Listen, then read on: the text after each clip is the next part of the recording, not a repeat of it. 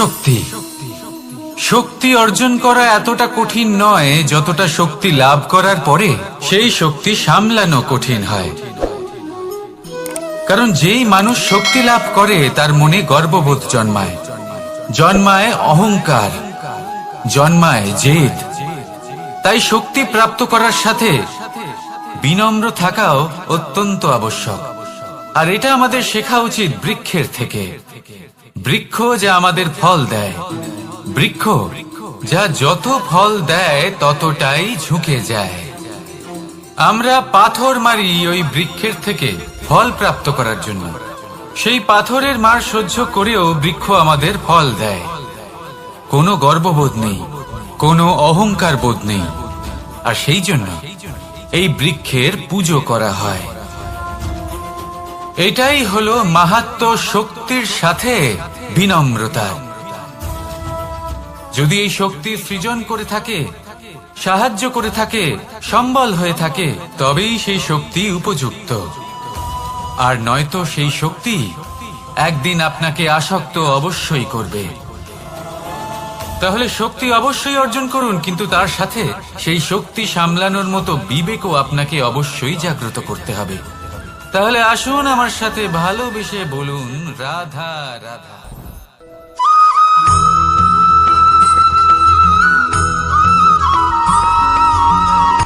কথায় আছে, অন্ধকারে প্রদীপ প্রজ্বলিত করলে চতুর্দিক আলোকিত হয়।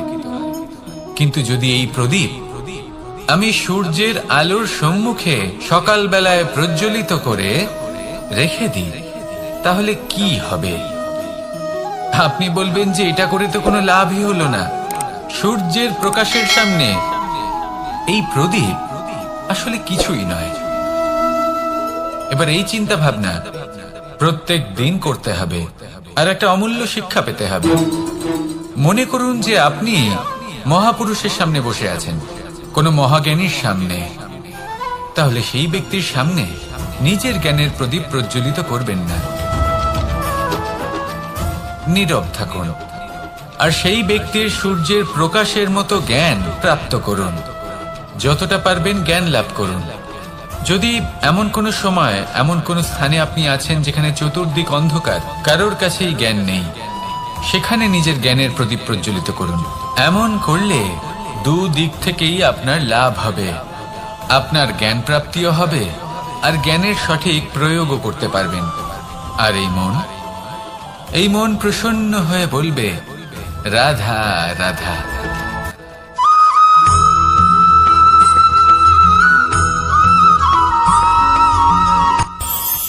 এই সংসারে আমরা প্রকাশ কোথা থেকে পাই? এর উত্তর বড়ই সরল।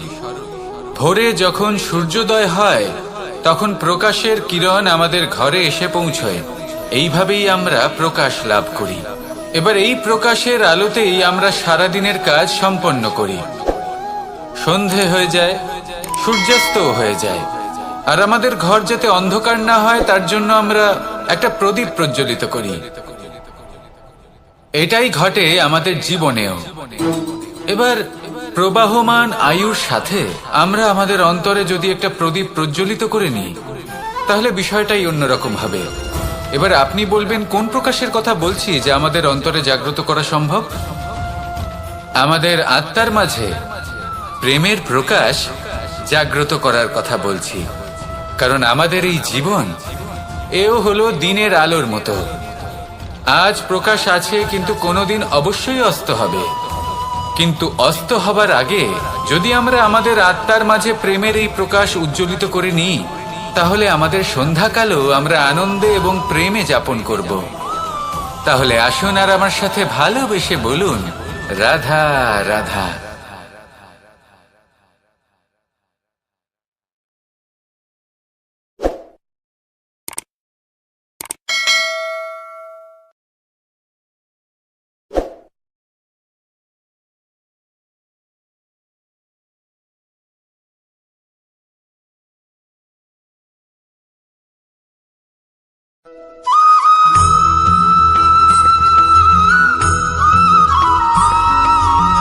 কথায় আছে যে এমন কোনো অক্ষর নেই যার দ্বারা কোনো মন্ত্র হয় না।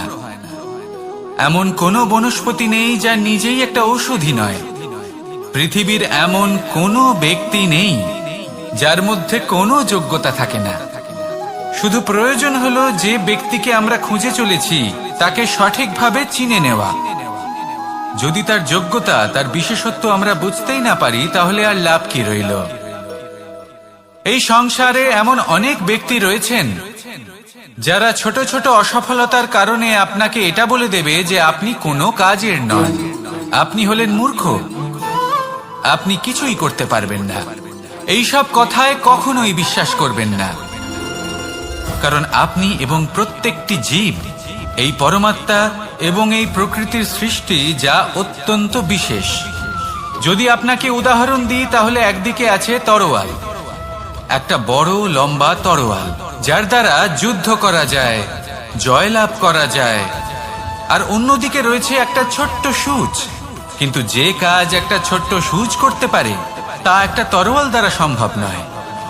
এর অর্থ হলো এটাই যে প্রত্যেকটা রচনা অত্যন্ত অমূল্য এবং অত্যন্ত বিশেষ হয়। তাহলে বিশ্বাস রাখুন যে আপনি অত্যন্ত বিশেষ একজন, আর প্রেমের সাথে বলুন রাধা রাধা।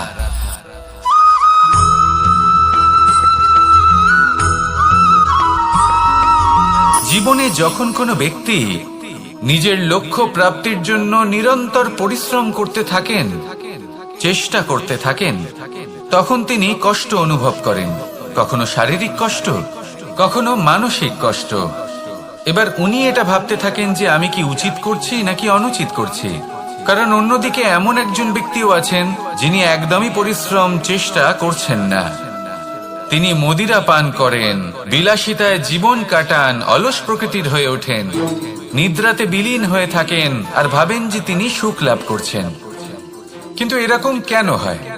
কারণ যখন আমরা সৎ পথে থাকি, উচিত পথে চলি, লক্ষ্য প্রাপ্ত করার জন্য চেষ্টা করতে থাকি, তখন আমাদের ভেতরে থাকা নেতিবাচক শক্তি এবং পাপ এই দেহকে ত্যাগ করে দেয়। আর এই অনুভূতিটাই আমাদের দুঃখের অনুভূতি দেয়, কষ্ট দেয়। এবার সেখানে যদি আমরা কুপথে চলি, অনুচিত পথে চলতে থাকি, তাহলে আমাদের ভেতরে থাকা পুণ্য এবং ধনাত্মক শক্তি আমাদের দেহ ত্যাগ করে দেয়। আর এই অনুভূতির কারণেই আমরা সুখ অনুভব করি। কিন্তু কখনো ভাববেন যে এই সুখ বেশি সময় পর্যন্ত থাকে না। সেই জন্য সবসময় মনে রাখবেন, যদি আপনি জানেন যে এটাই আপনার লক্ষ্য, এটাই উচিত পথ, শুভ পথ, তাতে নিরন্তরভাবে এগিয়ে যেতে চেষ্টা করতে থাকুন। এই কষ্ট আপনাকে সুখের পরাকাষ্ঠায় কখন পৌঁছে দেবে তা আপনি জানতেই পারবেন না। আসুন আমার সাথে ভালোবেসে বলুন রাধা রাধা।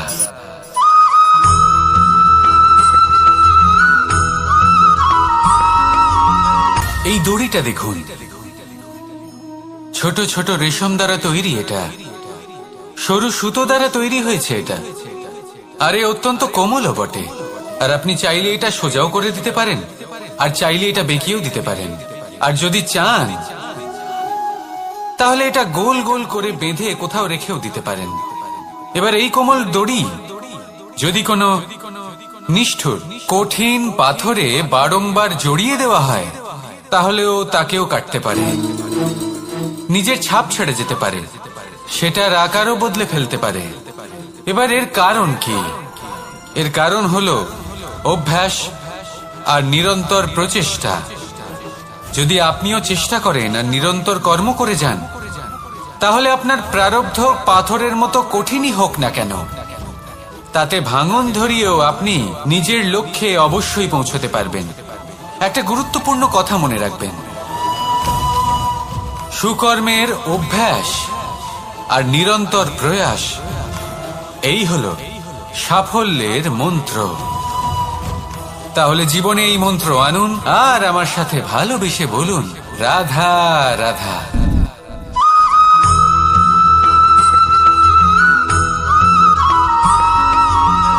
এই সংসারে কোনো বস্তু হোক বা ব্যক্তি হোক, তার একার গুরুত্ব কিন্তু খুব বেশি নয়।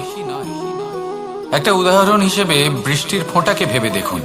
যদি একটি বৃষ্টির ফোঁটা হয় তাহলে তার খুব বেশি গুরুত্ব থাকে না, কিন্তু যখন সহস্র বৃষ্টির ফোঁটা মেঘের মধ্যে দিয়ে ঝরে পড়ে তখন সেটা বর্ষার রূপ ধারণ করে। সেই বর্ষা যা এই প্রকৃতিকে শান্ত করে।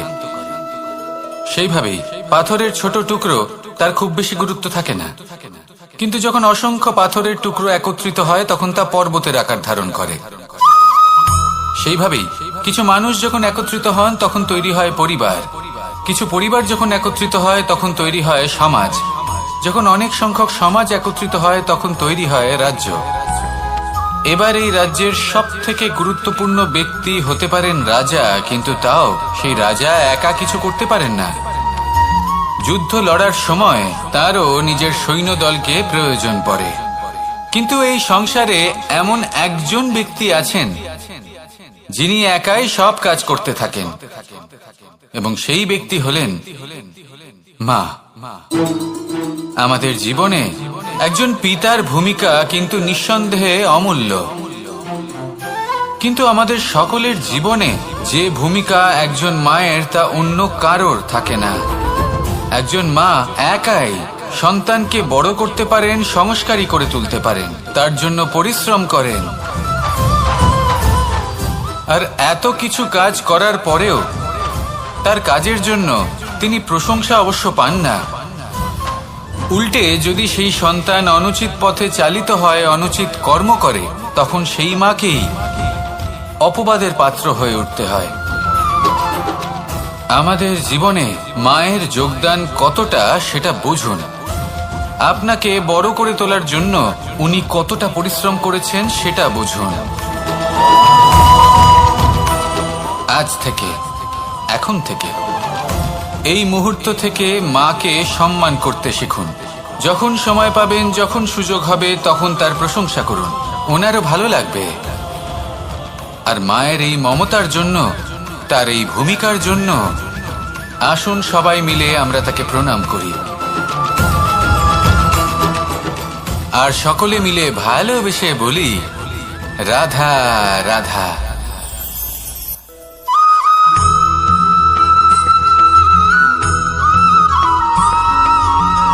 আপনি কখনো কোনো বাজকে নিজের বাসা বানাতে দেখেছেন? এই বাজ যখনই কোনো বাসা বানায় তখন উঁচু গাছের ডালে বা কোনো পর্বতের শিখরে বাসা বানায়, অনেক উচ্চতায়, আর সেখানে তার সন্তানও জন্মগ্রহণ করে। যখন এই সন্তানেরা জন্মায় তখন এই বাজ খুবই ভালোবেসে এবং খুব সাবধানে এদের পালন পোষণ করে। নিজের ঠোঁট দিয়ে তাদের ঠোঁটে খাবার পরিবেশন করে। কিন্তু যেই সেই সন্তানেরা হৃষ্টপুষ্ট হয়ে যায় এবং সেই কথা বাজ নিজে বুঝতে পেরে যায়, সেই বাজ নিজেই সেই বাসা ছিন্ন ভিন্ন করে দেয়। সেই সন্তান যাদের সবেমাত্র ডানা গজিয়েছে, কিভাবে উড়তে হয় তারা জানে না, সেই সন্তানগুলিকে উচ্চতা থেকে ঠেলে দেয়। সেই সন্তান প্রথমে ভয়ভীত হয়ে যায়। তারা সামনে মৃত্যুকে দেখতে পেয়ে ভয়ের কারণে তাদের ডানা ঝাপটাতে থাকে, আর সেই প্রক্রিয়াতেই সেই সন্তানগুলি উড়তে শুরু করে দেয়। এবার এই ঘটনায় আমরা কি শিক্ষা পেতে পারি? এটাই, যদি আপনি মাতা পিতা হন তাহলে নিজের সন্তানকে অবশ্যই স্নেহ করুন, কিন্তু তাদেরকে নিজের আঁচলের তলায় বেঁধে রাখবেন না। যদি আপনি চান আপনার সন্তান জীবনে উন্নতি করুক, তাহলে নিজের মুঠো থেকে তাদের স্বতন্ত্র করে দিন, এই সংসারে সংঘর্ষ করতে দিন। সেই সন্তান নিজেই বুঝতে পারবে যে জন্মের সময় পাওয়া ডানা কি করে ব্যবহার করতে হয়। আর আপনার চোখের সামনে আপনার সন্তান এই আকাশে উড়তে থাকবে। তাহলে আসুন আমার সাথে ভালোবেসে বলুন রাধা রাধা।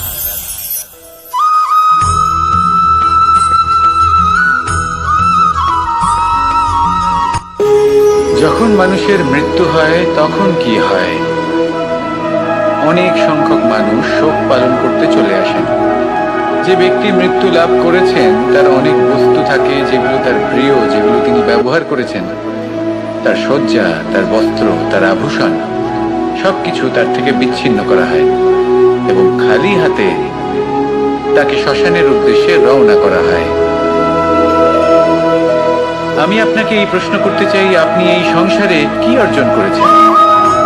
ধন সম্পত্তি, বস্ত্র, আভূষণ, এই সব কিছু যে আপনি অর্জন করেছেন, আপনার মৃত্যুর পরে তা আপনার থেকে দূর হয়ে যাবে। এর উত্তর হলো একটাই, আপনার কর্ম। শুধু সেটাই আছে যা একান্ত আপনার, আর শুধু সেটাই এই সংসার থেকে চলে যাওয়ার পরেও সংসারেই জীবিত থাকবে।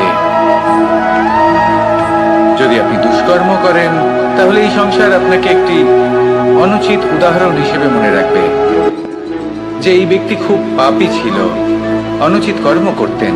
যে পথে তিনি চলেছেন সেই পথে কারোর চলা উচিত নয়। সেখানেই যদি আপনি সৎকর্ম করেন, তাহলে সংসার চিরকাল এটাই বলবে যে খুব ভালো মানুষ ছিলেন, সবাইকে ভালোবাসতেন, সবাইকে সাহায্য করতেন, আমার খুব প্রিয় মানুষ ছিলেন। এটাই হলো শ্রেষ্ঠ কর্ম। সেই জন্য জীবনে শুধুমাত্র ধন সম্পত্তি, আভূষণ এই সব অর্জন করতে গিয়ে নিজের মনোনিবেশ করবেন না।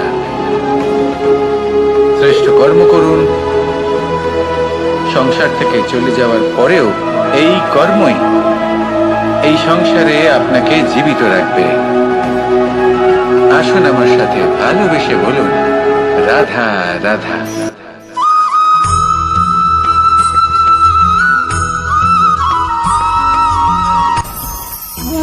ভোজন।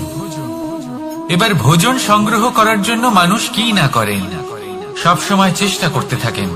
ফসল উৎপাদনের জন্য অনেক পরিশ্রম করতে থাকেন, কিন্তু অনেক সময় অনেক পরিশ্রম করার পরেও ফসল ভালো উৎপাদন হয় না। এর কারণ কি? কারণ হলো এটাই যে আপনি পরিশ্রম হয়তো অনেক করেছেন, কিন্তু আপনার নজর তো সেই বীজের দিকে ছিলই না যা আপনি রোপণ করেছেন। সেই জন্য সব সময় কোনো বীজ রোপণ করার আগে তাকে পরখ করে দেখুন, তা অত্যন্ত আবশ্যক। আর সেইভাবেই যখনই কোনো কর্মের প্রশ্ন আসে, তাহলে সেখানে শুধুমাত্র পরিশ্রম যথেষ্ট নয়। সেই কাজের প্রতি আপনার কর্তব্য কি, আপনার উদ্দেশ্য কি, সেটা জানা হলো অত্যন্ত গুরুত্বপূর্ণ। তাই কর্ম করুন, কিন্তু সেই কর্মের প্রতি আপনার যা উদ্দেশ্য তার মাহাত্ম্য বুঝতে চেষ্টা করুন। তাহলে আসুন আমার সাথে ভালোবেসে বলুন, রাধা রাধা।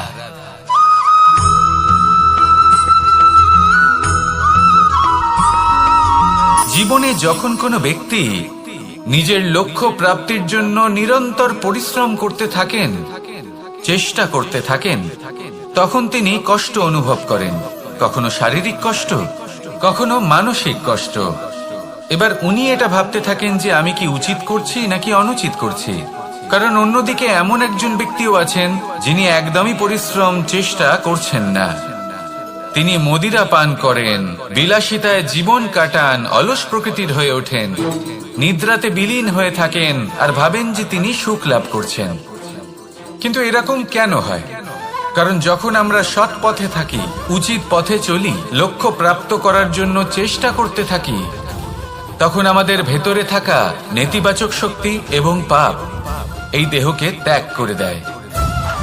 আর এই অনুভূতিটাই আমাদের দুঃখের অনুভূতি দেয়, কষ্ট দেয়। এবার সেখানে যদি আমরা কুপথে চলি, অনুচিত পথে চলতে থাকি, তাহলে আমাদের ভেতরে থাকা পুণ্য এবং ধনাত্মক শক্তি আমাদের দেহ ত্যাগ করে দেয়। আর এই অনুভূতির কারণেই আমরা সুখ অনুভব করি। কিন্তু কখনো ভাববেন যে এই সুখ বেশি সময় পর্যন্ত থাকে না। সেই জন্য সবসময় মনে রাখবেন, যদি আপনি জানেন যে এটাই আপনার লক্ষ্য, এটাই উচিত পথ, শুভ পথ, তাতে নিরন্তরভাবে এগিয়ে যেতে চেষ্টা করতে থাকুন। এই কষ্ট আপনাকে সুখের পরাকাষ্ঠায় কখন পৌঁছে দেবে তা আপনি জানতেই পারবেন না। আসুন আমার সাথে ভালোবেসে বলুন, রাধা রাধা।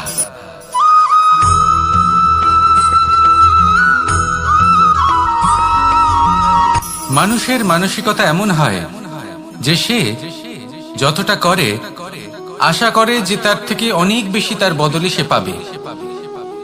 দেখুন, সবকিছুই আপনার ভাবনা চিন্তার উপর নির্ভর করছে। আপনি যদি ফলের বিষয়ে ভেবে কর্ম করতে থাকেন তাহলে সেটা অনুচিত। জীবনের আসল আনন্দ হলো নিজের কর্ম করতে থাকা, ফলের চিন্তা করা উচিত নয়। যদি আপনি এরকম ভাবেন যে আমি এতটা করছি, আমার এতটা পাওয়া উচিত, সেই ভাবনা অনুচিত।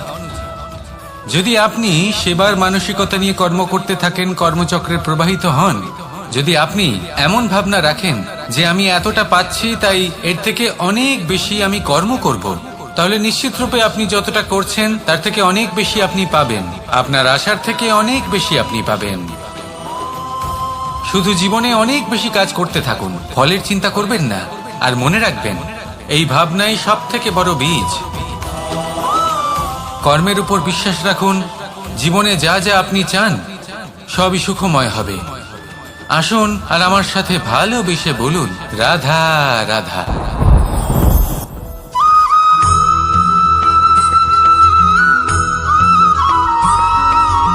আমাদের শরীর প্রকৃতির সর্বশ্রেষ্ঠ রচনা। যে অঙ্গ প্রত্যঙ্গ আমরা লাভ করেছি প্রত্যেকটির মধ্যে একটি নিজস্ব বার্তা রয়েছে। একটু ভেবে দেখুন, দুটি চোখ দিয়েছে দেখার জন্য, দুটি কান দিয়েছে শোনার জন্য, নাসিকাও আছে দুটি, দুটি হাত দিয়েছে দ্বিগুণ পরিশ্রম করার জন্য। কিন্তু জীব শুধুমাত্র একটি, তার উপরেও তীক্ষ্ণ বলিষ্ঠ দাঁত দিয়েছে তার রক্ষার জন্য। কখনো ভেবে দেখেছেন কেন?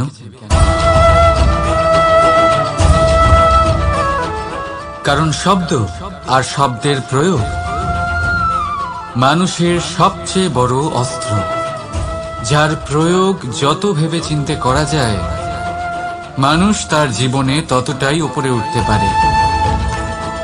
তাহলে মনে রাখুন, দেখুন, শুনুন আর বুঝুন বেশি, বলুন কম। রাধা রাধা।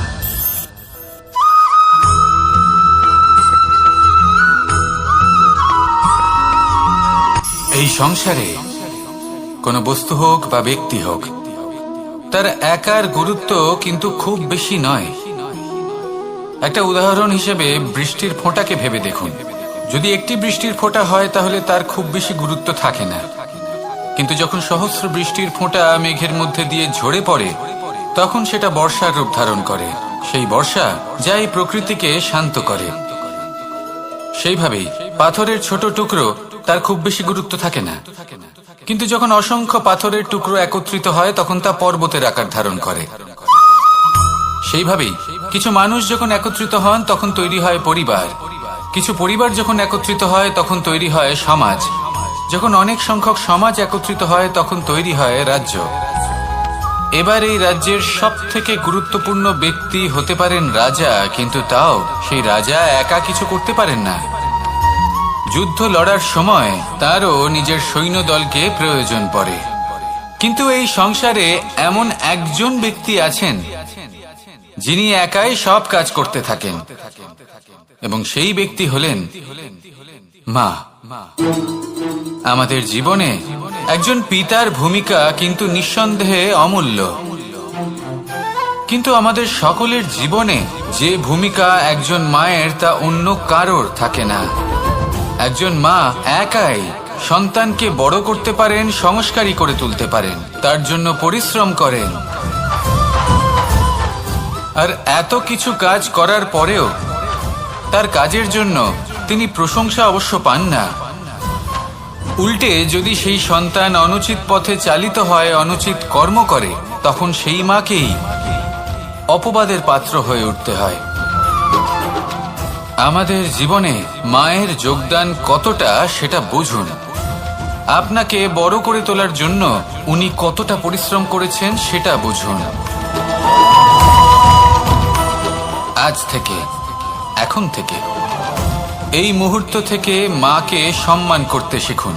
যখন সময় পাবেন, যখন সুযোগ হবে, তখন তার প্রশংসা করুন, ওনারও ভালো লাগবে। আর মায়ের এই মমতার জন্য, তার এই ভূমিকার জন্য আসুন সবাই মিলে আমরা তাকে প্রণাম করি আর সকলে মিলে ভালোবেসে বলি, রাধা রাধা।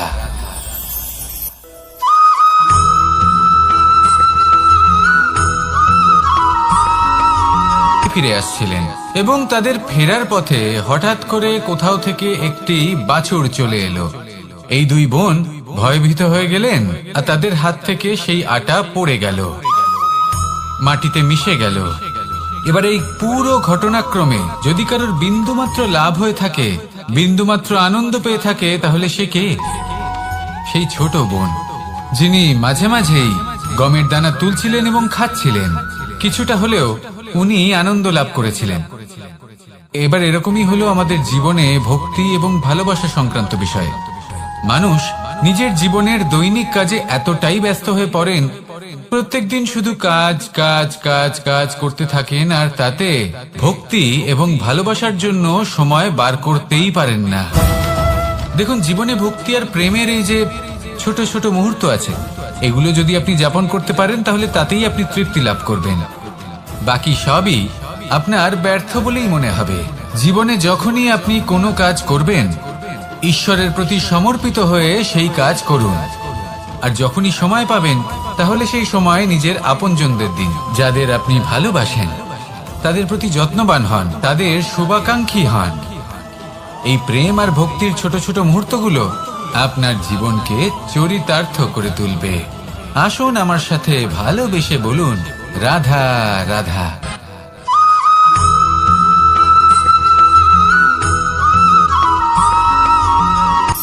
শক্তি শক্তি অর্জন করা এতটা কঠিন নয় যতটা শক্তি লাভ করার পরে সেই শক্তি সামলানো কঠিন হয়। কারণ যেই মানুষ শক্তি লাভ করে তার মনে গর্ববোধ জন্মায়, জন্মায় অহংকার, জন্মায় জেদ। তাই শক্তি প্রাপ্ত করার সাথে বিনম্র থাকাও অত্যন্ত আবশ্যক। আর এটা আমাদের শেখা উচিত বৃক্ষের থেকে। বৃক্ষ যা আমাদের ফল দেয়, বৃক্ষ যা যত ফল দেয় ততটাই ঝুঁকে যায়। আমরা পাথর মারি ওই বৃক্ষের থেকে ফল প্রাপ্ত করার জন্য। সেই পাথরের মার সহ্য করেও বৃক্ষ আমাদের ফল দেয়। কোনো গর্ববোধ নেই, কোনো অহংকার বোধ নেই। আর সেই জন্য এই বৃক্ষের পুজো করা হয়। এটাই হলো মাহাত্ম্য শক্তির সাথে বিনম্রতা। যদি এই শক্তি সৃজন করে থাকে, সাহায্য করে থাকে, সম্বল হয়ে থাকে, তবেই সেই শক্তি উপযুক্ত। আর নয়তো সেই শক্তি একদিন আপনাকে আসক্ত অবশ্যই করবে। তাহলে শক্তি অবশ্যই অর্জন করুন, কিন্তু তার সাথে সেই শক্তি সামলানোর মতো বিবেকও আপনাকে অবশ্যই জাগ্রত করতে হবে। তাহলে আসুন আমার সাথে ভালোবেসে বলুন, রাধা রাধা।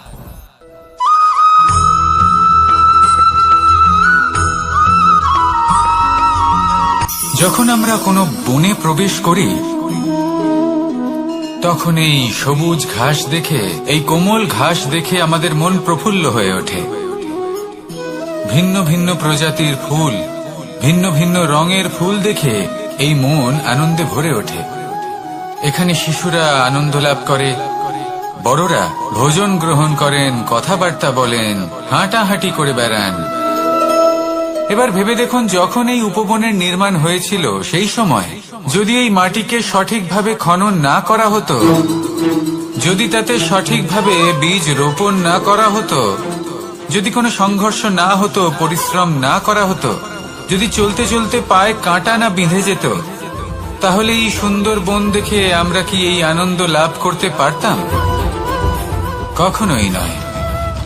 ধরুন কোনো নদীর তটে সুন্দর একটি বন আছে, সেই বনের আনন্দ লাভ করতে গেলে আপনাকে সেই নদী পার করতেই হবে। যদি সুখের নদীর কাছে পৌঁছতে চান, তাহলে তটে যে কাঁটা রয়েছে সেগুলোর সাথে সংঘর্ষ করতেই হবে। এই সংসারে যদি আপনি সুখ লাভ করতে চান, তাহলে সুখ লাভের এই যাত্রা শুরু করতে হবে সংঘর্ষ দ্বারা। তাহলে সংঘর্ষকে স্বাগত জানান, এর পেছনেই সুখ রয়েছে যা আপনার জন্য অপেক্ষা করছে। এবার হাসুন আর আমার সাথে ভালোবেসে বলুন, রাধা রাধা।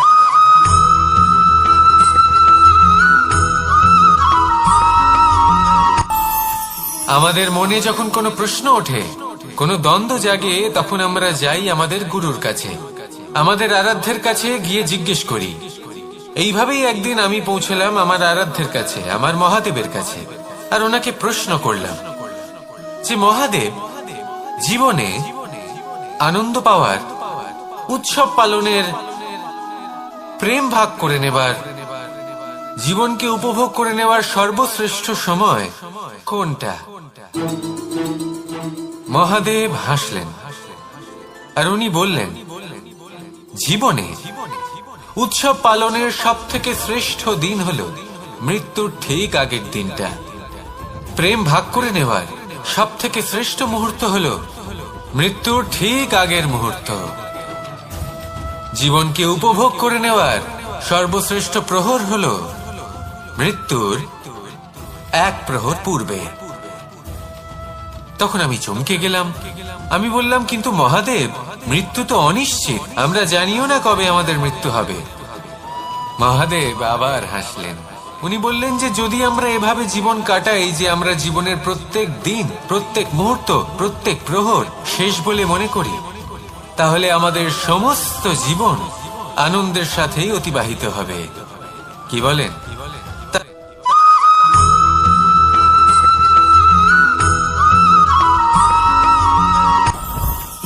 জীবনে কিছু শেখা অত্যন্ত গুরুত্বপূর্ণ। এবার কি কি শিখতে হবে সেই সব শেখানোর জন্য অনেক শিক্ষক রয়েছেন, কিন্তু কি শিখবেন না আর কি করবেন না এটা আমাদের নিজের অভিজ্ঞতা দিয়ে শিখতে হয়। কিন্তু তার মানে এটা নয় যে যদি আপনাকে শিখতে হয় যে আগুনের তাপ কতটা, আপনাকে আগুনের মধ্যে হাত দিতে হবে। না, অন্য কারোর অভিজ্ঞতা দ্বারাও শিখতে পারেন। প্রশ্ন শুধুমাত্র একটাই যে আপনি কি শিখতে চান নাকি চান না। যদি আপনি এটাই ভাবেন যে আমি শুধুই নিজের অভিজ্ঞতা দ্বারাই শিখতে চাই, তাহলে জীবনকাল ছোট মনে হবে, অনেক কিছুই শিখতে পারবেন না।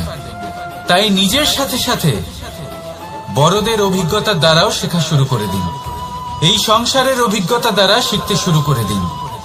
আর এটা নিশ্চিত রূপে শেখা আবশ্যক যে কখন কি করবেন না, কোথায় থামতে হবে আর কোথায় থামবেন না। তাহলে আসুন আর আমার সাথে ভালোবেসে বলুন, রাধা রাধা।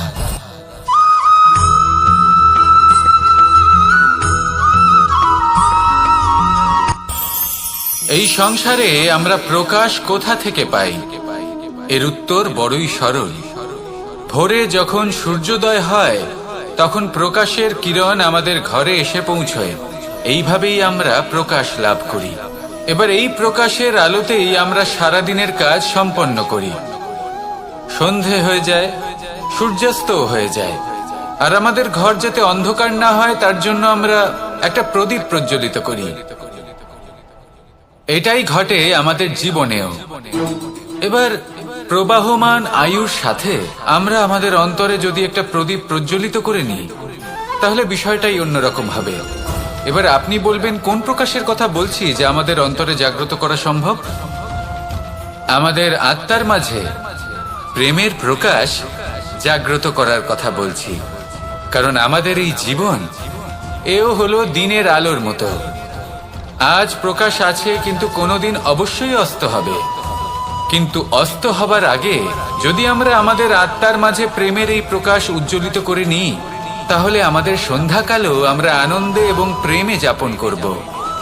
তাহলে আসুন আর আমার সাথে ভালোবেসে বলুন, রাধা রাধা।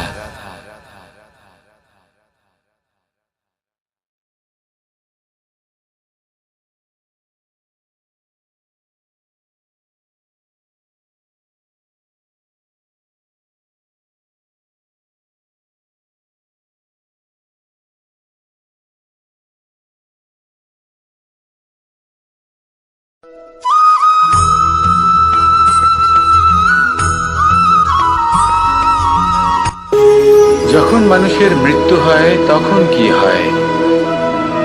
অনেক সংখ্যক মানুষ শোক পালন করতে চলে আসেন। যে ব্যক্তি মৃত্যু লাভ করেছেন তার অনেক বস্তু থাকে যেগুলো তার প্রিয়, যেগুলো তিনি ব্যবহার করেছেন। তার শয্যা, তার বস্ত্র, তার আভূষণ সবকিছু তার থেকে বিচ্ছিন্ন করা হয় এবং খালি হাতে তাকে শ্মশানের উদ্দেশ্যে রওনা করা হয়। আমি আপনাকে এই প্রশ্ন করতে চাই, আপনি এই সংসারে কি অর্জন করেছেন? ধন সম্পত্তি, বস্ত্র, আভূষণ, এই সবকিছু যে আপনি অর্জন করেছেন, আপনার মৃত্যুর পরে তা আপনার থেকে দূর হয়ে যাবে। এর উত্তর হলো একটাই, আপনার কর্ম। শুধু সেটাই আছে যা একান্ত আপনার, আর শুধু সেটাই এই সংসার থেকে চলে যাওয়ার পরেও সংসারেই জীবিত থাকবে। যদি আপনি দুষ্কর্ম করেন, তাহলে এই সংসার আপনাকে একটি অনুচিত উদাহরণ হিসেবে মনে রাখবে যে এই ব্যক্তি খুব পাপী ছিল, অনুচিত কর্ম করতেন। যে পথে তিনি চলেছেন সেই পথে কারোর চলা উচিত নয়। সেখানেই যদি আপনি সৎকর্ম করেন, তাহলে সংসার চিরকাল এটাই বলবে যে খুব ভালো মানুষ ছিলেন, সবাইকে ভালোবাসতেন, সবাইকে সাহায্য করতেন, আমার খুব প্রিয় মানুষ ছিলেন। এটাই হলো শ্রেষ্ঠ কর্ম। সেই জন্য জীবনে শুধুমাত্র ধন সম্পত্তি, আভূষণ এই সব অর্জন করতে গিয়ে নিজের মনোনিবেশ করবেন না। শ্রেষ্ঠ কর্ম করুন। সংসার থেকে চলে যাওয়ার পরেও এই কর্মই এই সংসারে আপনাকে জীবিত রাখবে। আসুন আমার সাথে ভালোবেসে বলুন, রাধা রাধা।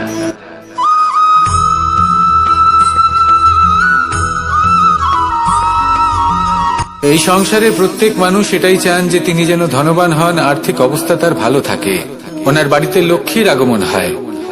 কিন্তু সেটা হবে কি করে, সেটাই হলো প্রশ্ন। কেউ বলেন যে যদি পরিশ্রম করো তাহলে ধন অর্জন সম্ভব, কেউ বলেন যে যদি বিদ্যা লাভ হয় তবেই ধন অর্জন সম্ভব, কেউ বলেন যে যদি বলশালী হও তবেই সম্পন্ন থাকবে। ভালো কথা, যদি তাই হয়ে থাকে, তবে দিনমজুর সারা দিন পরিশ্রম করেন, তিনি কেন ধনী হন না? অনেকজন বিদ্বান মানুষ আছেন এই সংসারে, তারা কেন ধনবান হন না? অনেক সংখ্যক বলশালী ব্যক্তি আছেন, তাদের কাছে ধন নেই কেন? তাদের কেন ধনের অভাব হয়? আবার এমনও কিছু মানুষ আছেন যারা পরিশ্রম করেন, তারা দিনমজুর, কিন্তু তারা ধন অর্জন করতে পারেন। কিছু বিদ্বান ব্যক্তি আছেন যাদের কাছে অধিক মাত্রায় ধন রয়েছে। কয়েকজন বলশালী ব্যক্তি রয়েছেন যাদের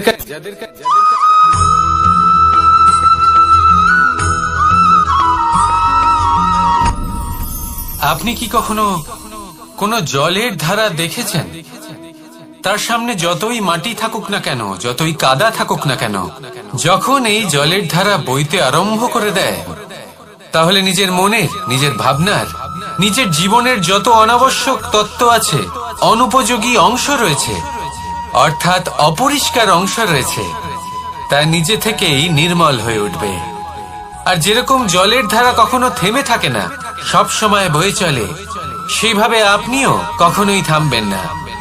সবসময় বয়ে চলুন, এগোতে থাকুন। পথে যদি অনেক বিপদ আসে, সমস্যা আসে, থামবেন না, তার উপর নিরন্তর প্রহার করুন, নিরন্তর প্রয়াস করুন আর অগ্রসর হন। আপনি ভেবে দেখুন, এই জলের ধারা কখনো থেমে থাকে না, সবসময় বয়ে চলে, বিপদের সম্মুখীন হয়ে তাকে সাথে বয়ে নিয়ে চলে। সেই জন্য জলের ধারা, প্রবাহমান এই ধারা, এর থেকে কখনো দুর্গন্ধ আসে না, এতে কখনো ময়লা জমতে পারে না, বরং পালিত হয় সুন্দর প্রাণবন্ত জীবজন্তু, যেমন সুন্দর ছোট মাছ। তাই আপনিও এটাই করুন, কখনো থামবেন না, শুধু চলতে থাকুন, জলের ধারার মতো বইতে থাকুন।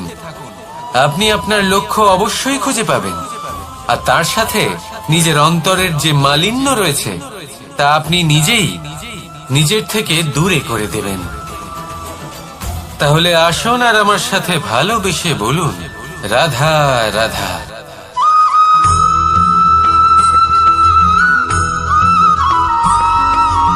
ফিরে আসছিলেন এবং তাদের ফেরার পথে হঠাৎ করে কোথাও থেকে একটি বাছুর চলে এলো।